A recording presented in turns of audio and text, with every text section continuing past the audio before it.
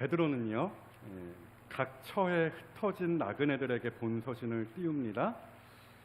그러나 이미 말씀드린 것처럼 이 서신을 받는 이 흩어진 나그네들, 이 성도들은 그냥 마냥 아무 의미 없이 이 세상 곳곳에 흩뿌려진 나그네들이 아니라 그들은 특별한 사람이라고 말씀을 드렸습니다. 그들은 택하심을 받은 특별한 사람들임을 말씀드렸죠. 베드로가 그 이야기로 본서신을 시작합니다.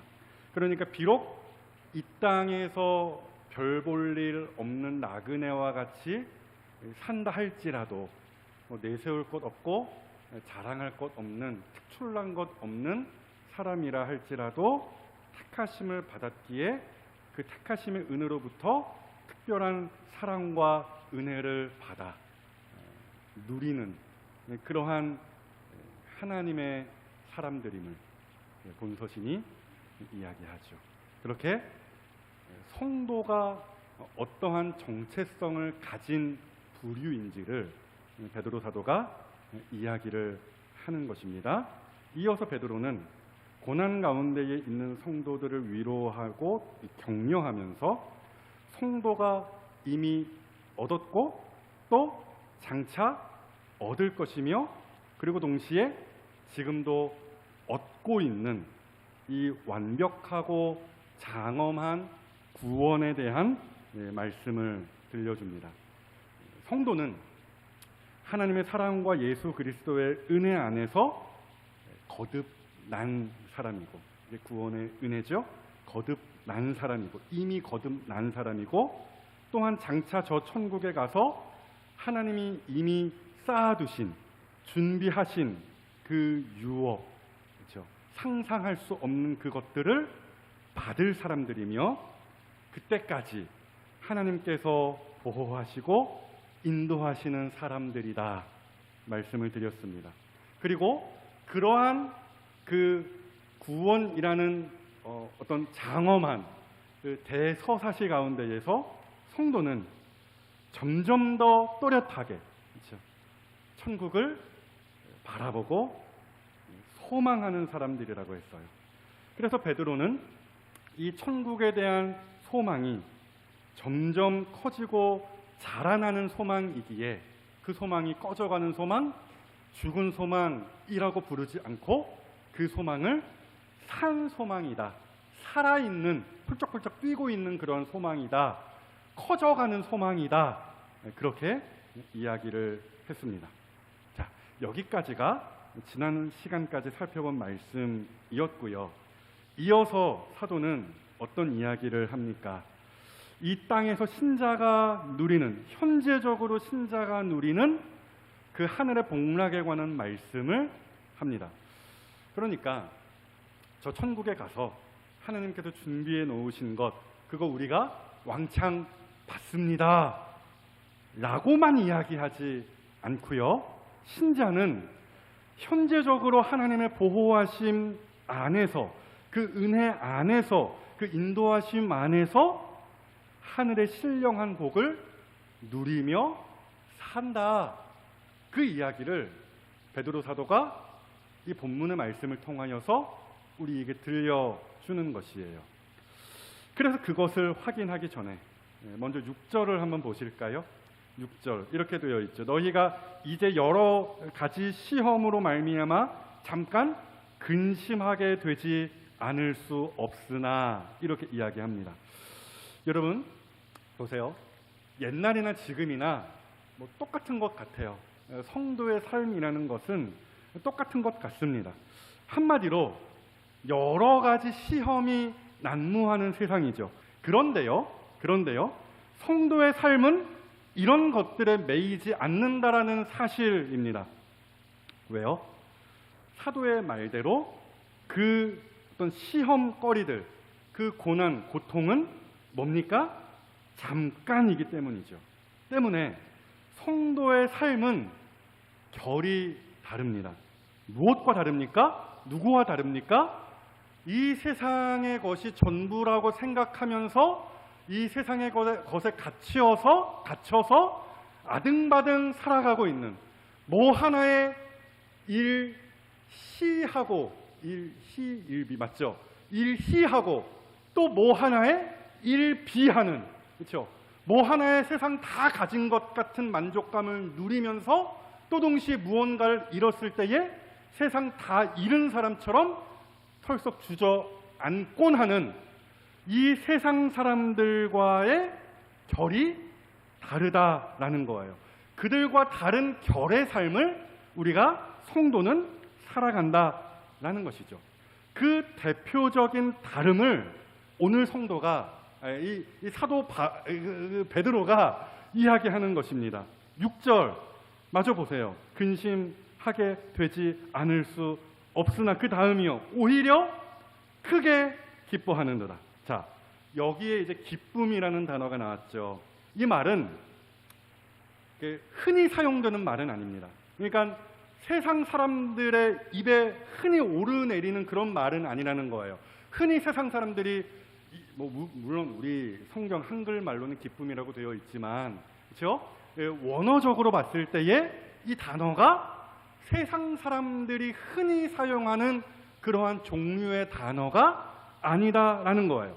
가령 이렇게 말씀드릴 수 있을 것 같아요. 평안이라는 말, 평안, 그렇죠? 요거 보통 어떤 사람들이 씁니까? 그리스도인들이 보통 씁니다. 어디 세상에 나아가서 누가 평안 이렇게 이야기하면은 단박에 우리는 알 수 있죠. 아, 저 사람 그리스도인이구나. 아, 평안하십니까? 누가 길 가다가 우리에게 물어본다고 해봐요. 2단 아니면 그리스도인이겠죠. 어찌되었건 교회 안에서 흔히 사용되는 그런 말이 있다라는 거예요. 세상 사람들은 평안 이런 말 잘 안 쓰죠. 쓴다면 행복, 편안, 쉼, 하여튼 등등등 그런 다른 말을 주로 쓰지 않습니까? 기쁨도 마찬가지예요. 우리식으로 교회 안에서 기쁨이라는 말을 한국어로 어떻게 보통 사용을 합니까? 희락? 그렇죠? 세상 사람들은 희락이라는 말 제가 알기로는 흔히 사용하지 않습니다. 쾌락이라든지 흥이라든지 하여튼 기쁨을 사용하는 그들만의 언어가 있는 것이죠. 어찌되었건 오늘 본문에 있는 이 기쁨이라는 말이 그런 거예요. 그러니까 세상 사람들이 흔히 말하는 기쁨에 대한 이야기가 아니라 사도가 오늘 본문에 사용한 이 기쁨이라는 말은 그리스도인들만이 누리는 그 영적인 그 오묘한 기쁨, 하나님이 행하신 일로 인한 그 기쁨을 표현할 때 사용되는 말이다. 요 말씀을 드립니다. 그러니까 우리 손주 좋은 대학 갔어. 너무 좋아, 기뻐. 그것과 차원이 다른 이야기죠. 그렇죠? 우리 아들 사업이 번창해서 떼돈을 벌었어. 너무 좋아, 즐거워. 이 차원과 다른 이야기를 사실 사도 베드로가 하고 있는 거예요. 오늘 저는 바로 이 기쁨, 사도 베드로가 이야기하고 있는 이 기쁨에 대한 말씀을 드리려고 합니다.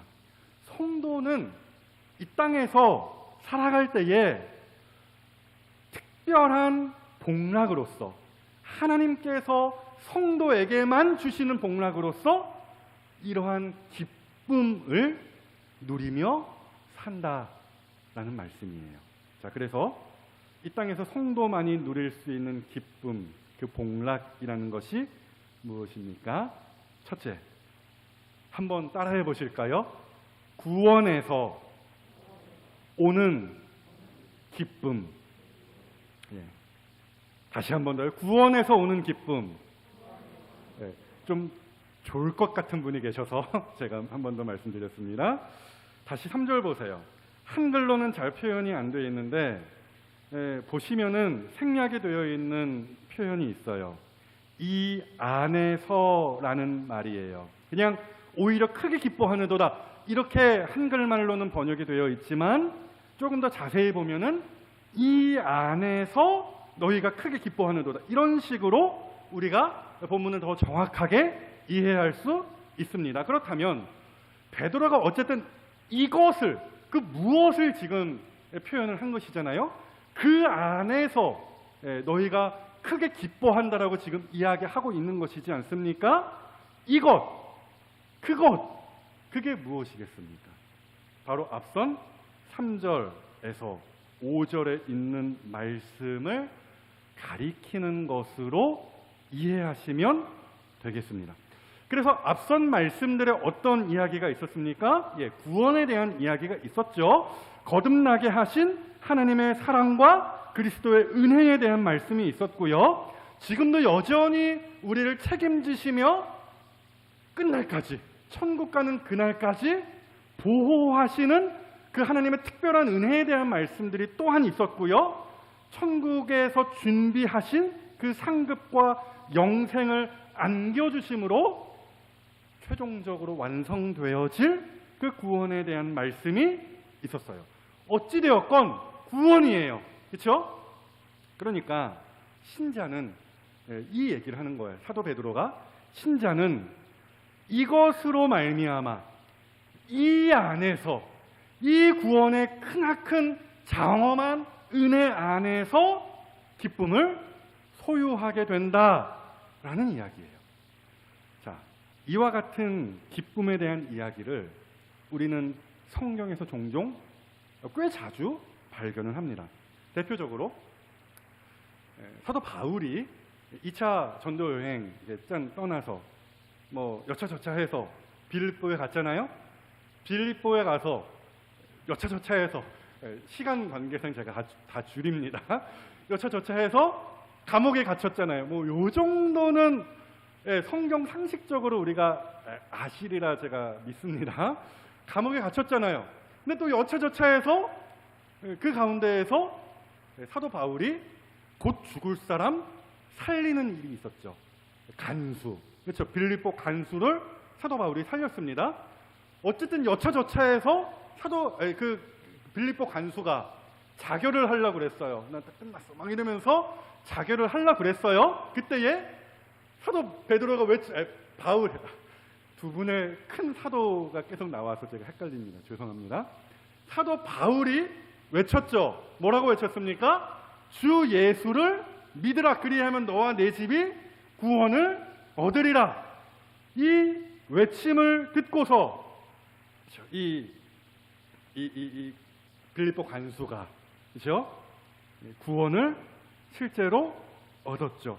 그래서 이어지는 구절 보시면 이렇게 되어 있어요. 사도행전 16장 34절 말씀에 그와 간수 이야기입니다. 그와 온 집이 하나님을 믿음으로 그 구원의 은혜 안에서 그 다음이요. 크게 기뻐하니라. 크게 기뻐하니라. 세상에 없는 기쁨이에요. 구원으로 인한 성도만이 얻을 수 있는 기쁨에 대한 이야기가 똑같은 이야기가 똑같은 단어가 거기에도 있는 거예요. 오, 이 기쁨. 그렇죠? 사도 베드로가 이야기하는 기쁨이 바로 이것입니다. 그리고요, 여러분, 이 이야기가 사실 되게 놀라운 이야기예요. 왜 그러냐면 베드로 전서를 받고 있는 신자들은 고난의 지경 가운데에 있었거든요. 하여튼 당시 그리스도인들은 핍박에 직면한 상태였습니다. 당시 로마 황제가 네로였던 것으로 우리가 보는데요. 어쨌든 그 보통 미친 황제라고 하는 그 네로 황제로부터 이제 대대적인 핍박이 시작되는 이 시점에 베드로 전서가 쓰였고 이제 그 핍박을 받고 있는 성도들에게 이 베드로 전서가 주어졌다라는 거예요. 그래서 1장 1절 흩어진 나그네라고 했죠. 괜히 그런 말이 거기에 갖다 붙어져 있는 게 아니에요. 실제로 본 서신을 받은 성도들이 있었던, 보시면은 어떤 지역이 1절에 보시면 있습니까? 본도, 갈라디아, 갑바도기아, 아시아와 비두니아 이런 여러 지역들이 지금 나오고 있잖아요. 여기에 성도들이 흩어져서 산다라는 이야기잖아요. 그 가운데에 갑바도기아라는 곳이 있어요. 그곳에 실제로 어떤 유적이 남아 있냐면 땅굴을 파고 살았던 흔적이 있어요. 석회지대라서 땅굴을 되게 쉽게 잘 팔 수 있었어요. 근데 번듯한 집 놔두고 집에서 살지 못하고 땅굴을 파고 살았다고요. 왜요? 모르죠. 그런데 충격적인 게 뭔지 아십니까? 그 가운데에, 그 땅굴 가운데에 예배 처소가 있어요. 그 어두컴컴한 곳에 예배 처소의 흔적이 남아 있었다라고 하는 거예요. 그러니까 무슨 얘기입니까? 핍박으로 말미암아 다 흩어졌어요. 흩뿌려졌어요. 굉장히 비관적인 단어입니다. 그래서 사람답게 살 수 있는 권리마저 포기하고 나그네가 되었어요. 제가 첫 시간에 말씀드렸어요. 나그네는 시민으로서의 권리가 하나도 없어요. 국가에서 이렇게 베푸는 혜택 하나도 못 누려요. 왜요? 적이 없기 때문이죠. 주민등록이 아예 말소됐기 때문이죠. 말하자면 그런 거예요. 그렇게 나그네로 살았던 사람들이요, 땅굴 파고 들어가서 그 어두침침한 데서 예배하면서 살았던 그 사람들이요, 본 서신을 받고 읽는 성도들이었다라는 것이죠. 그럼에도 뭡니까? 기뻐하고 있죠. 기뻐하세요. 제발 좀 기뻐하세요. 집사님, 누굴 얘기할까요? 얼굴 좀 찡그리지 마세요. 좀 웃으세요. 이렇게 얘기하지 않아도, 굳이 명령하고 다그치지 않아도 이 흩어진 나그네들 기뻐하고 있어요. 이미 기뻐하고 있는 거예요. 그리고 그 기쁨의 근원이 어디에 있다라고 이야기하는 것입니까? 나는 비록 동굴에 처박혀서 살지만 내 손주는 성공했어. 그런 기쁨입니까? 그런 류의 기쁨입니까? 그게 아니라 구원, 그렇죠? 성도가 이미 받았고 지금 받고 있고 장차 받을 것이라고 베드로 사도가 가르친 바로 그 구원, 그 장엄한 구원에 이 기쁨의 뿌리를 두고 있는 거예요. 그래서 기쁘죠. 여러분, 이거는 너무나 당연하고 자연스러운 반응이에요. 솔직히 제가 더 설명드릴 이유가 없는 거예요. 곧 죽을 사람 살리면 그 구원됨으로 말미암아 이 사람 기뻐하죠. 그렇죠? 물에 떠내려가는 사람 건져줬어요. 그럼 이 사람 뭐 합니까? 기뻐하죠. 감사하죠. 그렇죠? 뭐 얼마라도 주려고 하죠. 너무 좋아서. 왜 살렸어요? 그냥 죽게 내버려두지. 이렇게 이야기하는 사람 있겠습니까? 아니죠. 그 사람은 정상이 아니죠. 정상적인 사람은 구원받으면 기뻐합니다. 지옥 갈 사람 이제 천국 가게 되었다? 이 소식만큼 기쁜 이야기가 어디 있겠습니까? 자격이 없었는데 자녀의 권세가 주어졌다? 믿는 사람에게 자녀의 권세가 주어졌다. 이미 우리가 아시는 말씀이잖아요. 우리는 기도할 수 있고요, 하나님을 아바, 아버지라 부를 수 있는 특권을 가진 대단한 사람들입니다. 기쁩니까? 안 기쁩니까? 안 기쁘신 것 같아요. 기쁘십니까? 그러니까 베드로 사도는 너무나 쉬운 이야기 하는 거예요. 어려운 이야기 아닙니다. 구원으로 인한 기쁨, 그냥 자연스러운 이야기예요. 성도라면 당연히 가져야 할, 숨 쉬어야 할, 맥박 쳐야 할 그 기쁨에 대한 이야기를 베드로가 하는 것입니다. 그렇다면 여러분, 구원으로 인한 이 즐거움이 여러분 지금이요, 지금 있으십니까? 있으세요? 있으세요, 권사님? 있는 모르겠어요. 예, 여러분, 제가 드리는 말씀이 뭔지는 아시죠? 분명 근심 있어요. 그렇죠? 근심 뭐라고 이야기합니까? 근심하게 되지 않을 수 없으나, 그러니까 베드로 사도도 어쩔 수 없다라는 걸 알아요. 그렇죠? 여러 가지 시험으로 말미암아 근심하게 되지 않을 수 없으나, 슬퍼할 만한 일들 많아요. 어려움들 많아요. 베드로 사도 당시의 그 성도들의 시험과 어려움과 비교 불가이겠지만 사실은 우리의 삶도 역시 고단해요. 날씨가 너무 더워요. 주방에서 일하면 피곤하시죠? 너무 힘드시죠?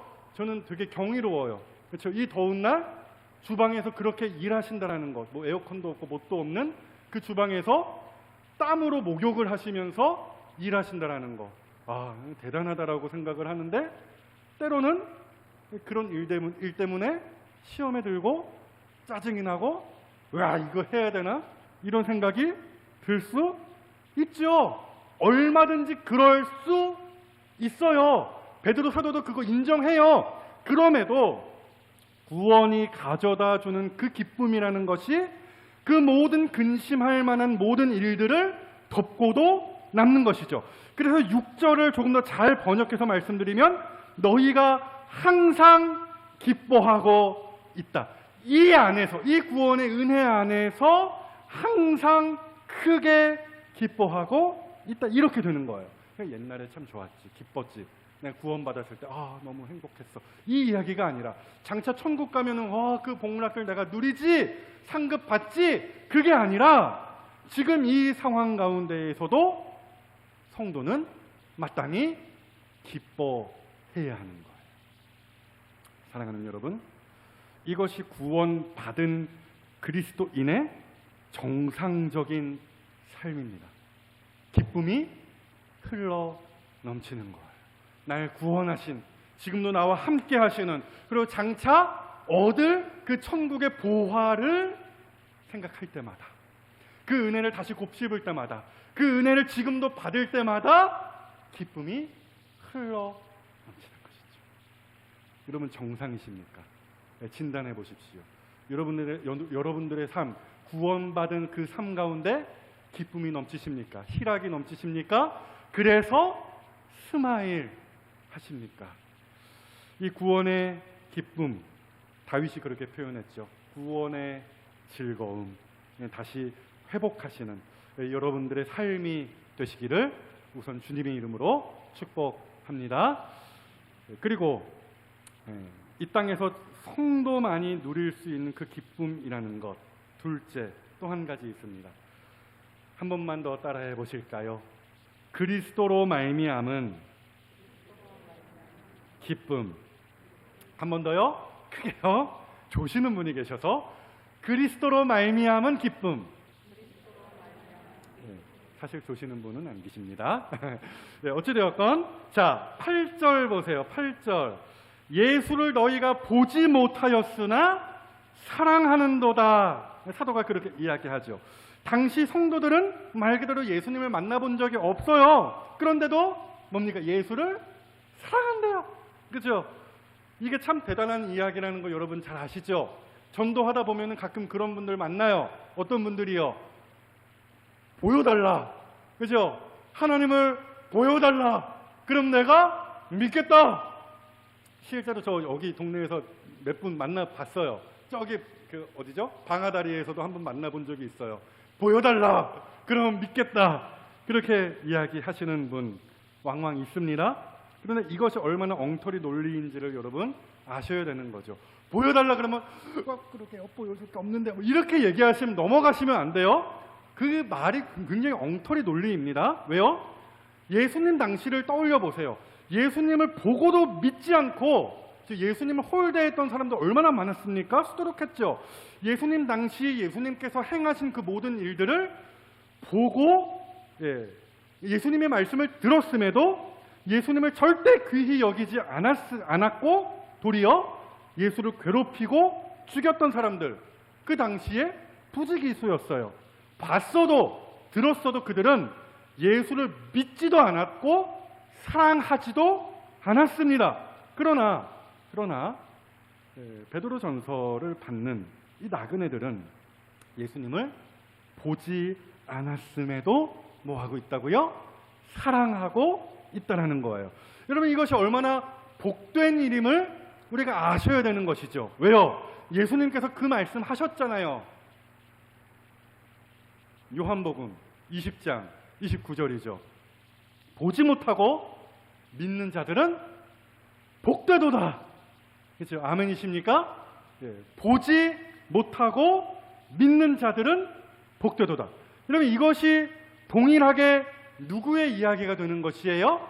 우리의 이야기도 되는 것이죠. 여기에서 예수님 본 사람 계십니까 혹시? 예수님 봤다. 그렇죠? 봤다 그러면 그 사람 거의 이단이죠. 이단으로 치부해도 괜찮습니다. 본 사람 없어요. 예수님 내가 두 눈 뜨고 만났다라고 하는 사람 이 가운데 없을 거예요. 그럼에도 우리 안에 무엇이 자리하고 있습니까? 예수님을 향한 사랑. 본 적이 없는데도 예수님을 어느샌가 깊이 사랑하게 되고 더욱 사랑하게 되고 또 사랑하기 때문에 이따 더 말씀드리겠지만 신뢰합니다. 믿습니다.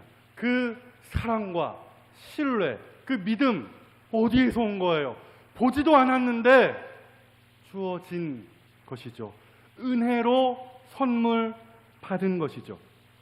여러분, 우리 안에 그 예수님을 향한 사랑, 예수님을 향한 믿음 자리 잡고 있어요. 이것을 인정하고 고백한다면 우리는 고백할 수 있어요. 동시에 내가 얼마나 큰 복을 받은 사람인가. 그렇죠? 여러분, 졸지 마시고 옆에 사람들 보시고 축복합시다. 복 받으셨습니다. 복 받으셨습니다. 진짜 복 받은 사람 누굽니까? 우리예요, 우리. 그렇죠? 보지도 않았는데 예수를 사랑하고 보지도 않았는데 그를 신뢰하고 따라가고 있어요. 그러니까 사도가 오늘 축복의 말을 먼저 떼는 것이죠. 야, 나그네들아, 너희들 엄청 복 받은 사람들이라. 봐봐, 예수님 본 적도 없는데 너희 사랑하고 또 그를 믿고 있잖아. 자, 여기 사랑하는도다 이렇게 이야기했죠. 이 말은 불타올랐다가 사그라드는 그런 성질의 것을 이야기하는 것이 아닙니다. 일관적이고 지속적으로 예수님을 사랑하고 있다라는 그 이야기예요. 기쁨도 항상 기뻐하는 것이고 여기에서 사랑하는 도다라고 말하는 이 부분도 항상 끊임없이 지속적으로 더욱더 예수님을 사랑하고 있는 그 모양새를 표현하는 거예요. 그리고 이 대목에서 베드로가 말하죠. 그 예수 그리스도를 사랑함으로부터 나오는 기쁨, 그것을 이야기하는 거예요. 즉 그리스도로 말미암은 기쁨이 있다라는 것을 사도가 이야기합니다. 여러분 연애 다 해보셨잖아요. 그렇죠? 연애 해보셨잖아요. 연애하면은 어떻게 됩니까? 누군가를 열렬히 사랑하고 또 지속적으로 더욱더 사랑하면 마음이 어떻습니까? 기쁘고 행복하고 즐겁죠? 그러시지 않는 것 같아요. 그래 본 적이 없으신 것, 너무 먼 이야기인 것 같아요. 베드로의 말이 그런 거예요. 그럼 8절 다시 한번 눈 크게 뜨고 보실까요? 8절 이렇게 되어 있죠. 예수를 너희가 보지 못하였으나 사랑하는도다. 이제도 보지 못하나 믿고. 여기까지요.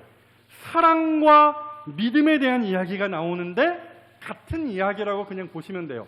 사랑에서 신뢰, 믿음이 나오는 것이라고도 생각하셔도 되고 사랑과 믿음, 이거 그냥 같은 성질의 것이라고 그냥 여기셔도 돼요. 어찌되었건 예수를 사랑하고 예수를 믿는 것이죠. 보지도 않고 이 사랑과 믿음을 소유한 거예요. 그리고 사도가 이야기하기를 바로 거기에서부터 뭐가 나온다고요? 말할 수 없는 영광스러운 즐거움으로 기뻐한다. 이렇게 이야기를 하는 것입니다. 예수님을 더욱 사랑하기에 그를 더욱 세차게 붙들고 있는 것이고 바로 그 지점으로부터 나오는 기쁨이 있다라는 것이죠. 주 안에 있는 기쁨이다. 우리가 이렇게 단 한마디로 요약할 수 있겠습니다.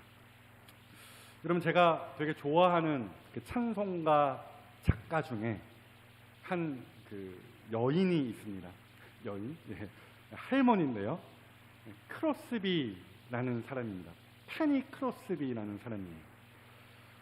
정말 주옥 같은 곡들 되게 많이 썼거든요. 좀 마음에 좀 다가온다라고 했을 때 그 작곡가가 누구인지 뭐 해설 찬송가 뭐 이런 것도 있죠. 밑에 보시면은 그 열 중에 하나들은 말이 좀 그렇습니다만은 크로스비입니다. 그러니까 여러분을 되게 제가 시간 관계상 다 말씀 안 드립니다만은 입에 굉장히 잘 달라붙는 그런 찬송들 있어요. 그 찬송가 600곡이 넘는 그 찬송가 중에서 그 가운데 대다수가 크로스비 여사가 이 할머니가 만드신 곡이에요. 그런데 이분이 어떤 삶을 사셨느냐? 태어나자마자 시력을 잃었어요.